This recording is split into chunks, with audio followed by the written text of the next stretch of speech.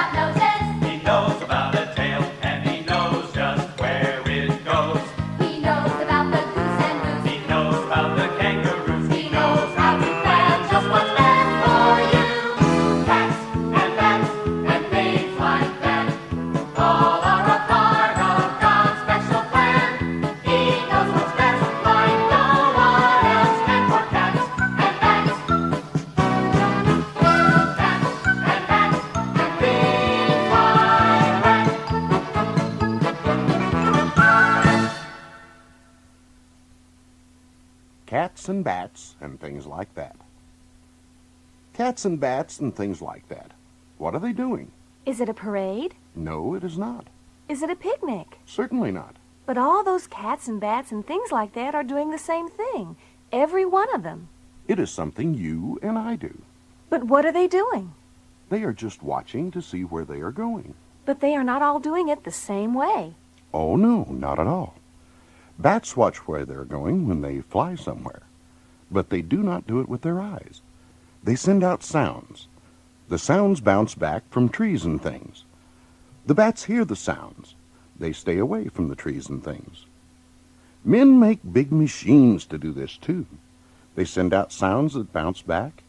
The sounds tell men where to find things that they can't see. Men call this sonar. It costs thousands of dollars to make a sonar machine, but the bat gets his free. God gives it to him. His is 1,000,000 times better than our best sonar machine. Men wish they could make sonar as good as the bats, but they can't. God does many things that we can't do. God gave different work to cats and bats, so he gave them different ways to see. Bats send out sounds, but cats see with their eyes. So do lions and elephants, and so do you. It's part of God's special plan for his very special world. God made different kinds of eyes. Some are big, and some are little. Some look like flying saucers. God made some eyes to see in the dark, and some to see his colors. Since God made all the cats and bats and things like that, he knew what kind of eyes each one needed most. But did you know that God gave you the best kind of eyes for you? That's because he loves you in a very special way. God made some eyes with different windows. Eyes have windows to let light in. They are called pupils. When it is dark, pupils get bigger to let in more light. When it is light, they get smaller. God gave you round pupils. He gave the horse pupils that look like flying saucers. They help the horse see farther on each side. Cats have pupils that look like flying saucers too, but they go up and down. That's because cats need to see above and below more than to each side. God made some eyes bigger than others. Owls have big eyes to see at night. Their eyes are so big that they cannot turn them. Owls must turn their heads instead of their eyes. Owls need big eyes to see their food at night. But moles have tiny eyes. They live in little tunnels under the ground. They do not need to see much. They feel their way along. God made some eyes with different kinds of film. God gave 2 wonderful cameras to each boy and girl and each animal. Each eye is a moving picture camera with enough film to last a lifetime. God gave you daytime eyes, so He put color film in your cameras. God gave cats nighttime eyes. They can't see colors as well as you, but they see much more at night. The back of each eye is made of little things called rods and cones. Rods are like pencils. Cones are like carrots.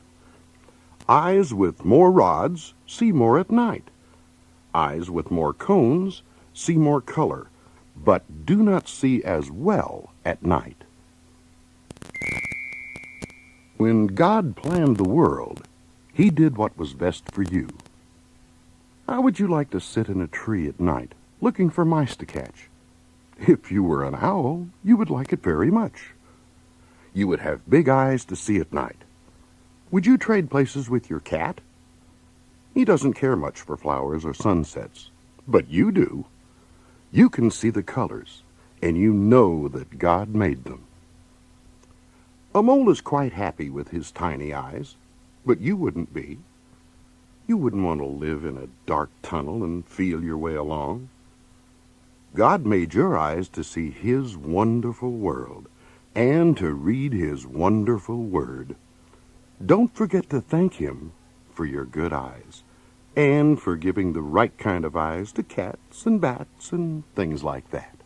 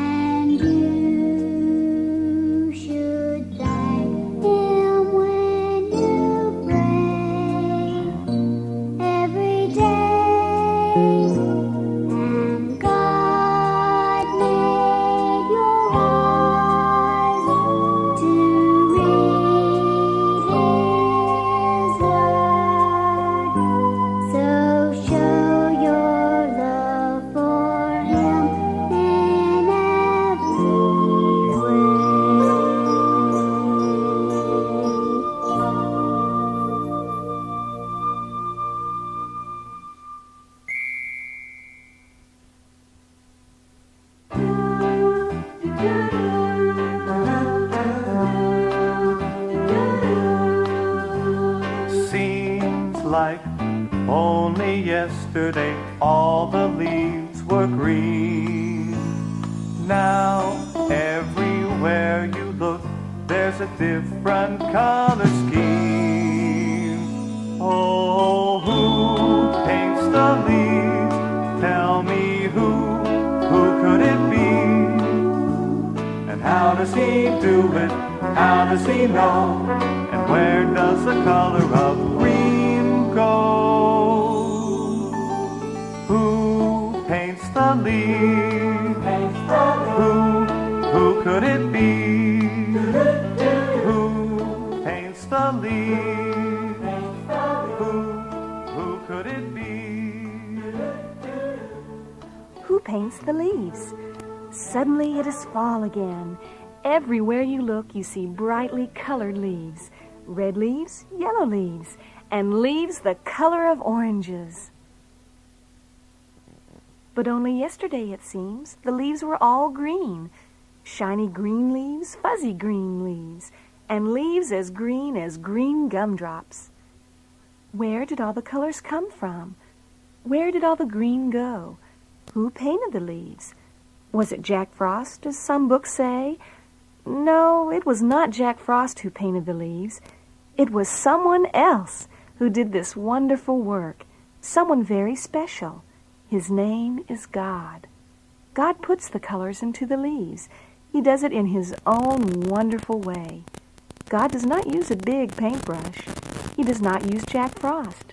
He does not even need the frost. Then how does He do it? How does God paint the leaves? When summer comes and leaves grow, God puts a certain something into each one. This certain something is called chlorophyll. It sounds like chlorophyll. It paints the leaves green. It helps the tree get its food from water, air, and sunshine. It helps the leaves turn these things into sugar so the tree can have something to eat. When it is fall, something happens in each tiny stem which holds its leaf to the tree. It is time for the tree to go to sleep for the winter. The tree does not need new food while it sleeps, so God shuts off the stem just as you shut off the kitchen faucet. The water does not come to the leaf now. God also shuts off the chlorophyll and the green color. When the green goes away, you see another color, which was there all the time. Some leaves had yellow in them. It was there all summer, but the green paint of the chlorophyll did not let you see the yellow. Yellow leaves have a special something in them. It is called xanthophyll. Do you like that word? It sounds like xantho-phill. Other leaves have a special something too. It is called carotene. That sounds like care-o-teen. It makes the leaves look red or orange in the fall. Who paints the leaves when fall comes around? Who else but God? He takes care of each tiny leaf. He feeds each tree by His special plan. He is the same wonderful God who feeds you and takes care of you in summer, winter, spring, or fall. So when you see the leaves, think of Him and ask Him to help you be all He wants you to be. To everything there is a season. He, God, hath made everything beautiful in His time. Ecclesiastes 3, verses 1 and 11.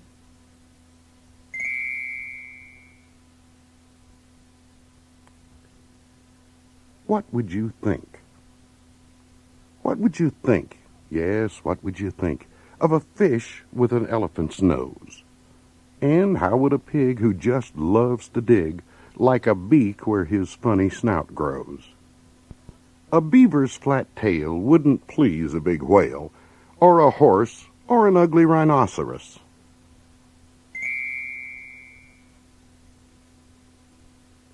And if a kangaroo tried to trade his tail too, the zebra would raise such a fuss. If a pelican's beak sprang a leaky-type leak, he might give it away to a moose.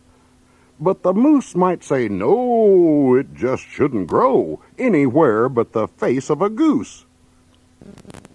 What would you think? Yes, what would you think if things weren't the way God planned them?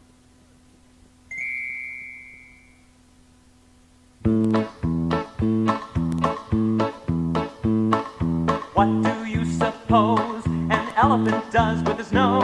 He picks up peanuts, puts them in his mouth. That's what he does with his nose. 'Cause that's the way God planned it. That's the way God planned it. What do you think about a kangaroo who uses her tail for a chair? When she wants to sit, she takes a seat, 'cause she takes her seat everywhere. And that's the way God planned it. That's the way God planned it. What about Mr. Pig, who can use his nose to dig? And Mr. Bonzo, did you know his tail is his pillow? What about Mrs. Cow? Her tail makes a fly swatter. And Mr. Beaver talks on the phone when he slaps his tail on the water.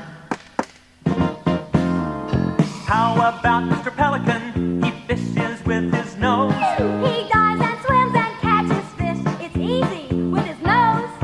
That's the way God planned it.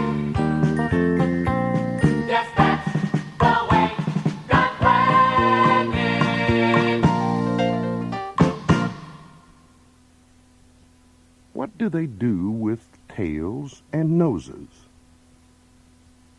What do they do with tails and noses? Have you ever wondered why God gave these things? Have you thought how very different all these things are? When it gets dark outside and you go to bed to sleep, you put your head on a soft pillow.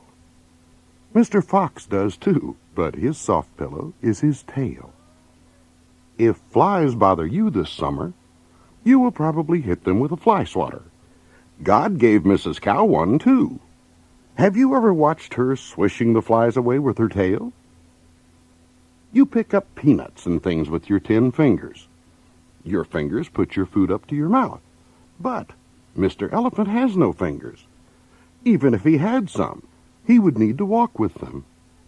Mr. Elephant picks up his food and puts it to his mouth too. But he uses his long nose. Or do you call it a trunk? That's the way God made him. Do you like to sit on a chair? It wouldn't be much fun to stand up all day, would it? God gave Mrs. Kangaroo her own special chair. Of course you know what it is. It is her big long tail. She carries it everywhere. When she wants to sit down, she sits on her tail. What would you do without the telephone? How would you talk with your friends after school? Mr. Beaver has a telephone too, but he never pays a phone bill. It's all free, and it always works. That's the way God planned it. What is Mr. Beaver's telephone? That's right, his tail. Whenever he wants to talk with his beaver friends, he hits his tail on the water. His tail goes slap instead of ding-a-ling. But it says the same thing. I'm calling to you. When it's time to go fishing, and you dig in the ground for worms, what do you use to dig up the dirt? Certainly not your nose, but Mr. Pig does. God put a special shovel on Mr. Pig's nose so he can dig and dig, and never have to sharpen it or buy a new one at the store. How do you catch fish? With a pole and worms? Or a special net for the sea? Nobody can catch fish like Mr. Pelican. While you fish with your rod and reel and net and things, he dives through the air or swims through the water and catches more fish than you can ever catch. It's easy if you have a nose like Mr. Pelican's. But you may call it a beak if you wish, but whatever you call it, he catches fish. What do they do with tails and noses? Have you ever wondered why God gave these things? You wouldn't want to swish a tail to swat a fly, or catch a fish with your nose, or say hello with a slap on the water, or pick up things like the elephant does. No, of course you wouldn't, for God made you to be you. He made you so he could love you, and so you could love him too. Aren't you glad he did?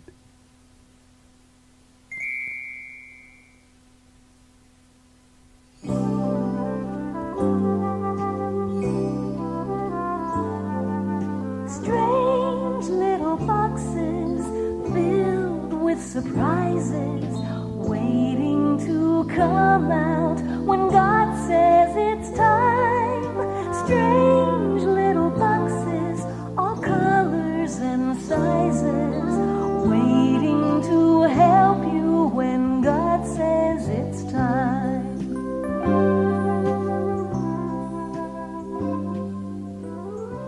Strange little boxes filled with surprises. Strange little boxes filled with surprises. What do you think they are?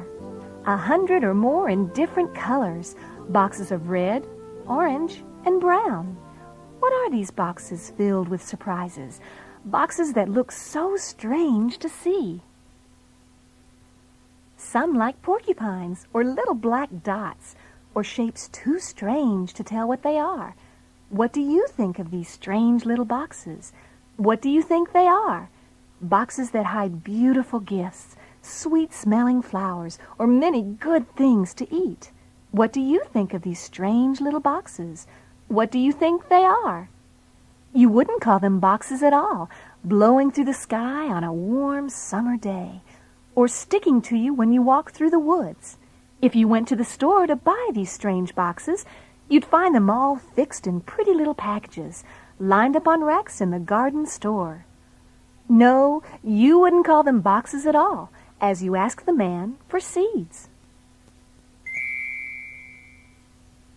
Have you ever carved a big jack-o'-lantern making a face on a big orange pumpkin, digging out hundreds of pumpkin seeds? Pumpkin seeds are strange little boxes filled with green vines and more orange pumpkins for you to carve into big jack-o'-lanterns. Surprises, surprises from strange little boxes. Fluffy white popcorn or peanut butter, or even a plate of buttered green peas. Coconut for candy or nuts for Christmas. They're all surprises from strange little boxes that you call seeds.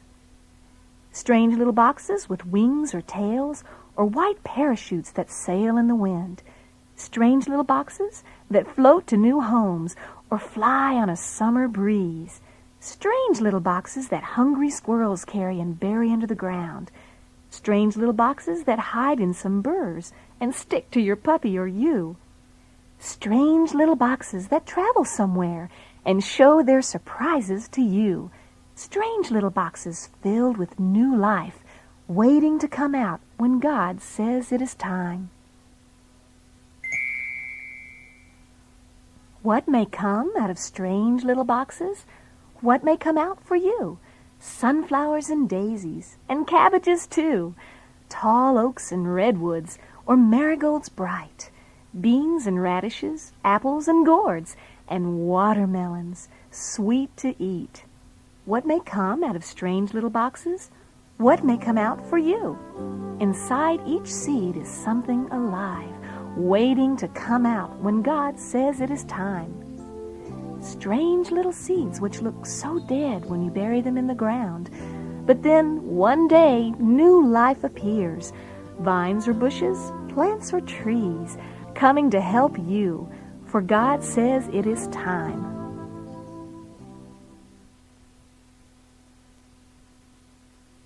This world tells us so much about God's perfect plan. He made everything for a purpose, and that includes us. He's made each of us in a unique way and has given us all very special gifts. Just as no two snowflakes are alike, each of us is a one-of-a-kind special creation made in His image, a perfect part of His master plan.